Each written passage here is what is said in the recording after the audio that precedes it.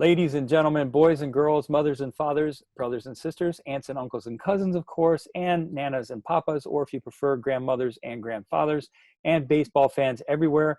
Welcome to the wind down of the 2020 Rewind season, which is really a look back at 2019.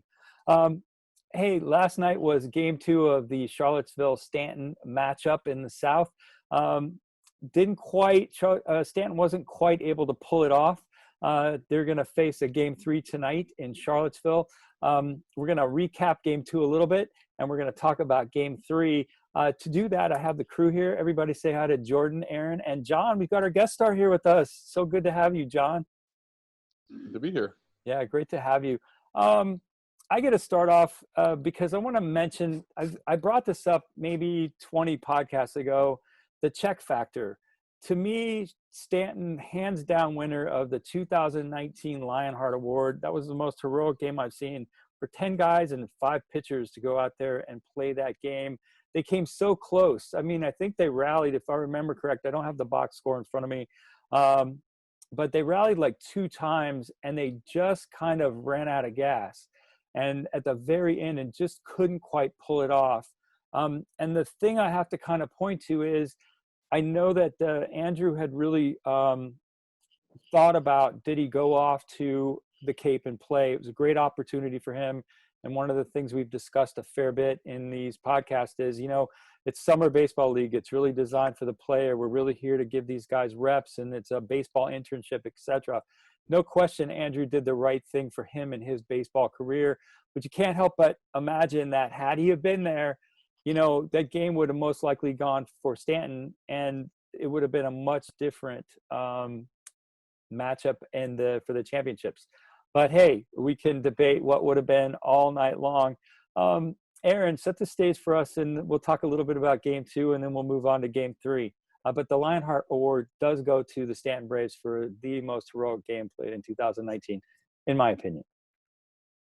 Yeah, no, I think that people would agree with you on that one, especially the way that they played, rallying with just 10 players. And, we did see that they had 3 errors last night. So maybe they had some players not, comfortable with the positions that they were in. And that could have been what cost them, because other than that, everybody had the same stats. Each team had 13 hits. And as you mentioned, the Braves kind of kept coming back.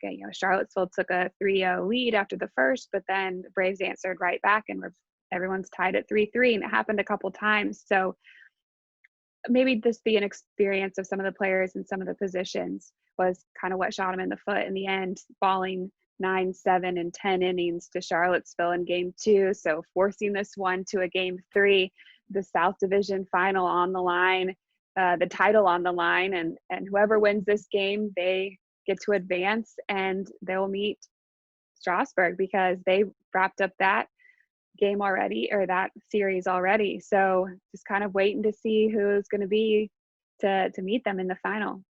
Yeah, well, Jordan, so what should people be looking for in game 3 of this matchup? Yeah, Graham, game 3 of this matchup, Strasburg is waiting. They are going to get an opponent after tonight, and we'll have our VBL Championship. We'll know exactly who's playing in the finals. But fans, again, tonight, they need to be looking out for something that we've seen out of Charlottesville multiple times this summer, and that is explosive offense. This is a team that will come out of nowhere.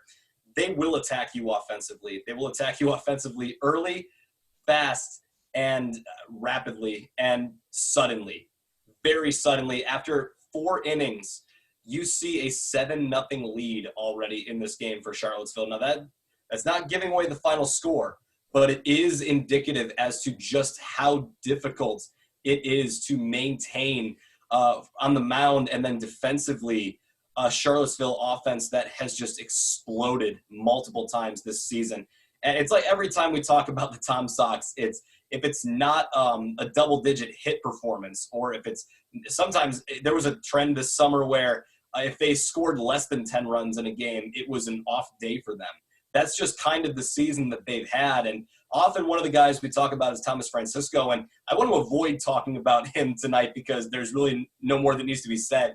I actually want to go ahead and shift focus to 2 more players on the Charlottesville Tom Sox. It's been a while since we got the chance to talk about Paul Giacomazi. I hope I didn't botch that last name pronunciation. But he brings in 2 RBIs and 2 runs with his performance tonight, rocking a Sox uniform and batting .313 on the season. Very good numbers for him. And additionally, I also just want to bring up Parker Nolan tonight. He also had a very clutch performance, very good game tonight in Game 3. 2 for 4 as the DH tonight and bringing 2 more runs on that scoreboard. So, Graham, if there's one thing to definitely look out for tonight, 2 things to look out for tonight. Number one, obviously this big explosive offense for Charlottesville. It is definitely on display tonight. But the other thing to look out for is, does this lion-hearted, awarded Stanton team that I think clearly has, might have garnered the affection of some of the fans, do they have it in them to hold back a team like this? Because we've seen it before. We've seen David and Goliath type games this past season, and more often than not, sometimes David comes out, that rock just hits the big guy in the forehead, and that's it. We will see tonight, though, but it is a very good game, and that Charlottesville team is extremely dangerous when they get ahead the way they do. Yeah, extremely dangerous, and they're at home. So they have the home field advantage. Just one thing for the David Goliath matchup, for all you people looking for a good read out there while we're in the middle of whatever this COVID thing is, Malcolm Gladwell wrote a great piece on David and Goliath. And get a chance to read it. He's really got some great insights on kind of the matched up between the big guy and the little guy, or the big woman and the little woman. Let's keep it gender neutral. But anyway, John, what else should people be looking out for in this game as they wrap up the South Division tonight? Well, Jaylee Paredes is actually going to start this game after hitting 2 home runs the night before. So that's kind of fun.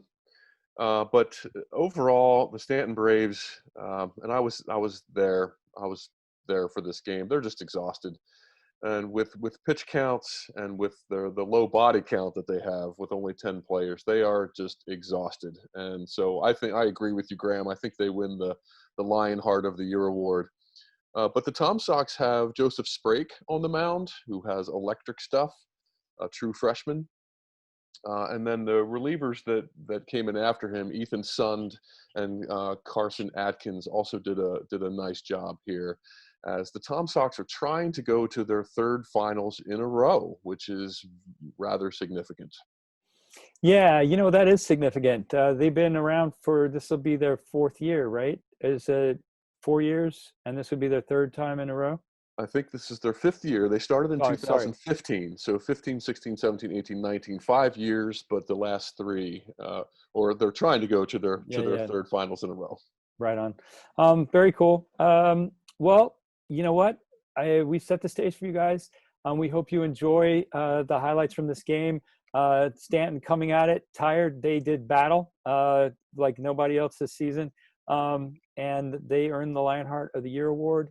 Jordan, Aaron, and John, I want to thank you all for your insights for this game. We hope you enjoy Game 3 of the South Division Finals. We'll be back tomorrow night with Game 1 of the Championship Series. The mystery, in case you didn't see it the first time, is yet to unfold. We wish you all perfect health, and we wish you all a speedy return to the baseball diamond. We'll see you all again tomorrow night for Game 1 of the 2019 Valley Baseball League Championships. Good night, everybody. Good evening, baseball fans. Welcome to Sevo Weekly Ballpark here in Charlottesville, Virginia, for a decisive Game 3 of the VBL South Championship Series between the Charlottesville Tom Sox and the Stanton Braves. I'm Luke Ned Carney. My partner tonight is Libby Davidson. Libby, the Tom Sox staved off elimination last night with an exciting 10-inning win over in Stanton. Yeah, it was an exciting night, and tonight the Tom Sox are back looking to advance to the VBL Championship for the 3rd straight season. And if they're able to do that, then they would face Strasburg in the championship for the 2nd time in 3 seasons. Sox, after a rainout on Saturday, won 9-7 in 10 innings in Stanton. And that 2-1 is a broken bat, slow roller to short. Tough play for Fedgie Johnson, the shortstop, but he makes it over to first for the out. Sprake winds up. Here's the 2-1, and that is on the ground to first. Flinka is going to do it himself, and 3 up, 3 down go the Stanton Braves here in the top of the 1st inning of this Game 3 game, bottom of the 1st. Delivery just outside. Giacomazzi trots down to first base, leadoff walk for the Tom Sox.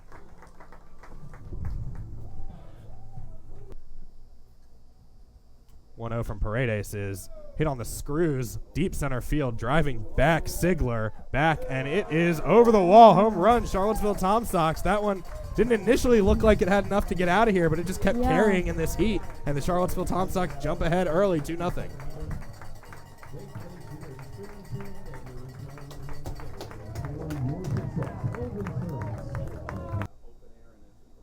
Paredes kicks, and this one is hit hard to second base. Going to the ground, Dunn comes up with it and gets the throw over to first in time. So a nice play made there by Stanton's second baseman / pitcher.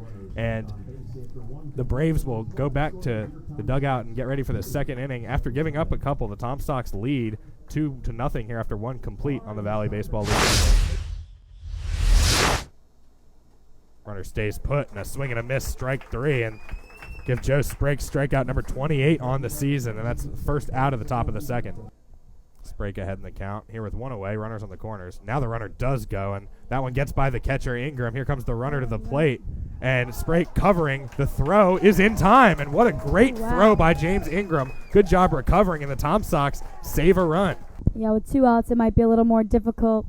They were in a better position about a minute ago. And Sprague blows it by him. Another swing and a miss, strike 3. 2 strikeouts for Sprague on the inning, and the Tom Sox get out of a jam.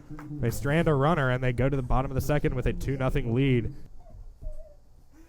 Paredes kicks, delivers, and that one is jam shot, looping into right center field, and it's going to get down for a base hit. So a real Texas leaguer there with one away by Alex Fedgy Johnson. The Tom Sox have a man on aboard. James Ingram on deck for the Tom Sox. There goes Fedgy Johnson, and that one is on a line to center field, and it's going to get down, hit so hard that Fedgy Johnson, even though he was off with the pitch, can only get to second base. And Tom Sox now with 2 men aboard, first and second with one away. And Corey Hunt doesn't move a lot on the base pass. Ingram strokes this one on a looper over the shortstop, and it's going to get down, another base hit for the Tom Sox. Another 3-2 pitch coming. And that one up out of the strike zone. Giacomazzi draws his second walk of the game, and the Tom Sox now lead 3-0. Fedgy Johnson can trot home for real this time. Paredes comes set. Now he delivers a curveball. That one is on the ground to second. Bobbled by Dunn. He's only going to have one play to first. He gets the out there, but the run's going to score. Parker Nolan crosses the plate. Tom Sox ahead 4-0 now on an RBI ground out by Thomas Francisco. That's number 34 for him on the season, driven in. Yeah, dire situations, and this could possibly be considered one with 2 outs. Certainly is for Stanton, and Paredes is going to get out of the inning here as it's a comebacker right to the mound, and he flips it over to first for the out. So the side retired for the Tom Sox in the bottom of the second, but not before they match their first inning output with a couple of runs. They lead 4-0 going into the third on the Valley Baseball League. 4-0 lead here in the top of the third. This one is chopped to short. Fedgy Johnson charging it, picks it up, guns it over to Holinka for out number 2. A school's official account. Certainly, you've got to be careful. The 2-2 from Sprague, an off-speed pitch, swing and a miss. Strike 3, so the UMBC retriever Salata goes down swinging, and that'll end the inning here in the top of the third. Tom Sox 4, Braves nothing. Might not be necessary for him to linger too long. The 3-2, swing and a miss, strike 3, so a nice job by Paredes to bounce back after falling behind in the count, and Holinka is retired. My mistake, the count 1-1 now. Umpire just flashed it to us, and this one is up the elevator shaft. Over the mound, Paredes looking for it, and his first baseman, Blom, calls him off and makes the grab, and the side is retired. Tom Sox leave a man stranded, and they fail to score for the first inning this evening here in the bottom of the third. They do, however, lead 4-0 as we go to the fourth on the Valley Baseball League Network. Another payoff pitch to Selden, and that one upstairs for ball 4, so the Braves put their leadoff man aboard here in the fourth inning. Delivery from Sprague, swing and a miss, strike 3. It's not going to be Flood who brings the run home as he goes down swinging for the first out of the inning. And this one is hit on the screws to left. Harwood positioned perfectly, takes a couple of steps back and gloves it for out number 3. So the Braves leave a man aboard and fail to score in the top of the fourth. Tom Sox will come to bat with a 4-0 lead when we come back on the Valley Baseball League Network. It's a 2-0, and that one is hit on a line to left field past the outstretched glove of Reed Salata, And Nolan has his second base hit in as many at-bats tonight. Again, the leadoff man aboard for the Tom Sox. Had the chair broke under me here in the press box. First pitch swinging from Giacomazzi, and he gets his first official at-bat recorded of the evening as he singles to left and brings home Parker Nolan. Great job of hitting there by the man from Rhodes College. From our team and others when people are able to tally in plenty of runs. And Francisco goes with this one as well and hits it between third and short for another base hit, given the Braves situation. I wouldn't be surprised. Here's the 2-1, and that is well hit to left center field. Wow. This is going to bring home at least one run. Here comes Giacomazzi. He scores easily. They're going to hold the runner. Third game. Payoff pitch. There go the runners. That one is chopped over the mound. It's going to be a tough play for Brooklyn, who falls over, runs into Dunn. Now the runner trying to come home. Oh, the wow. throw is going to be not in time. What a job there by Wow. Francisco to get in under the tag. And here comes the Stanton manager shaking his head at the Ooh. umpire. And Oh, from yeah. where we're sitting, it looked like he got in under the tag. Yeah. Can get out of this one relatively unscathed. And that one is poked between first and second for a base hit. Paredes thinks about going to third, but a strong throw back into the infield from Brock Edge. Dunn squaring around to bunt again with 2 strikes. This Oh. one is down. It is fumbled by the first baseman Halinka, and he has to eat it there as he was looking to go to third. We've been saying bases loaded for quite some time. So the 2-0. This one is on And the there we ground to go. third. Picked up by Francisco to second for 1. To first Wow. is over everybody's head. It's going to be a dead ball, and not a good throw there by the second baseman McDyer. It's going to bring at least 1 run home Yeah. after they get the out at first, but it's actually going to bring 2 runs, or excuse me, at second. It's Yeah. going to bring 2 runs home as the runner that got to third can now take home on the ball into the dugout.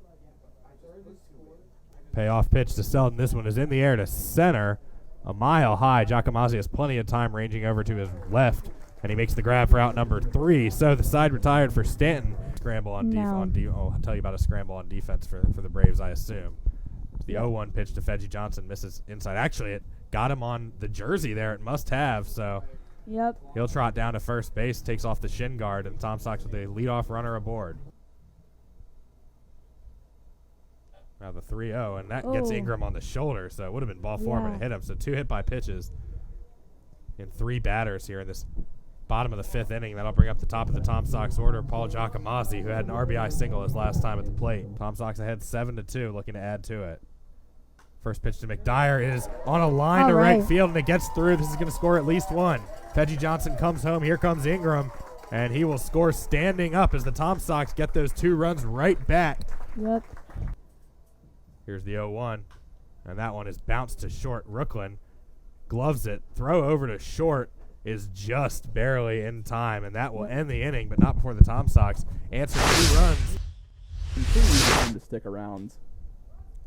And he goes after the first pitch, hits it in foul territory in the air. Halinka giving chase, and he makes a basket catch over his shoulder. Wow. Nice looking play there, and he draws a round of applause from the Tom Sox faithful. Games sometimes here in this Valley Baseball League. The 1-2 on the way from Sund, swinging a missed strike 3 on a changeup. So the Tom Sox get out of the inning there. That is 3 outs. A little confusion there as Tom Sox slow to get off the field, but that will do it for the top of the 6th. Dunn delivers, and Edge gets into this one. Well hit right field. Going back Paredes. He gives it a look. This one is gone. Home run, Charlottesville Tom Sox. And they touch double digits on the scoreboard. Sounds like we might have jinxed that play for the better. Sitting here saying that he was struggling a bit at the plate, and next thing you know. And a leadoff home run by Brock Edge. Scoreboard still says 1-2, and it doesn't matter as Nolan goes down swinging. So the Braves get the last laugh in that at-bat.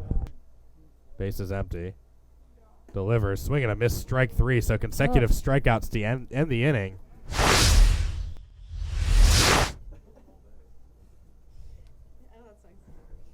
Sun kicks, delivers the 2-2, and it's a hard breaking ball, swinging a missed strike 3. So the around the horn throw catches Francisco off guard. He wasn't even looking. So yeah, I guess make that 9 games for him between Braves and the Tom Sox. And a called third strike as Ethan Sund strikes out the side in the top of the 7th, and we will stretch with the Tom Sox ahead. But no sounds of ambulances yet. Giacomazzi swings at the 3-2, and he golfs it into left field. It'll hang up there for Logan Flood, and he gloves it for out number 2. The 2-0. That one is on the screws to left field, but again, right at the left fielder, Logan Flood. So 1, 2, 3 go the Charlottesville Tom Sox in the bottom of the 7th. Now the 3-2, and that one also upstairs and a little inside, so Selden draws a 1-out walk, and the Braves looking to stay alive here. Logan Flood now coming to the plate. Logan Flood, the batter, and Sun delivers this one off the hands, foul territory. This one will stay in the yard, and Mwali makes another grab, so he's got 2 putouts here this inning. In Stanton. Runner goes from first. Ingram throws down the pitch, swung on and missed, and a wonderful throw from Ingram, but they didn't get the tag, it appears. Sun throwing. Must be out there feeling fresh and excited for his debut. The 2-2, swing and a miss, strike 3. So Carson Atkins comes on in relief, and in his first Tom Sox appearance, gets a strikeout to end the top of the 8th. He's behind in the count now, 1-2. Here's the pitch from Sigler, and this one is popped in the air to short left field, curving toward the foul line, coming over Logan Flood, and he crosses over and makes the grab for out number 1. Especially in the summer. Native of San Antonio, Texas, so you know he's used to the heat. He can handle it. As he gets into this one and lifts it to right field, Paredes moving over to his right, camps under it and makes the grab, and the side is retired in the bottom of the 8th. 3 outs to get for the Tom Sox if they want to advance to the championship. We'll be right back with the top of the 9th on the Valley Baseball League Network. Paredes at Cecil Community College in northern Maryland. Reaches for that one, bounces it through the hole between first and second, and the Braves desperately trying to stay alive here. They get their leadoff runner on. James, one of those pitchers forced into batting tonight, fists this one to McDyer, who bats it, knocks it down at second, and he gets the out on a sliding Paredes. So that could have been a double play if McDyer had fielded it cleanly. The 2-2. And Atkins sets him down on a fastball in the outside corner. Snyder swings and misses. Now the Tom Sox 1 out away from a berth in the VBL Championship Series. The 1-2 from Atkins. This one is bounced slowly to third base, picked up by Francisco, over to first, and Wally digs it out of the dirt just in time, and the Tom Sox win 10-2. They take the series over the Stanton Braves by a score of 2-1 after falling behind 0-1, losing the first game, and they will take the VBL South Division pennant for the 3rd year running. Exciting night for the Tom Sox.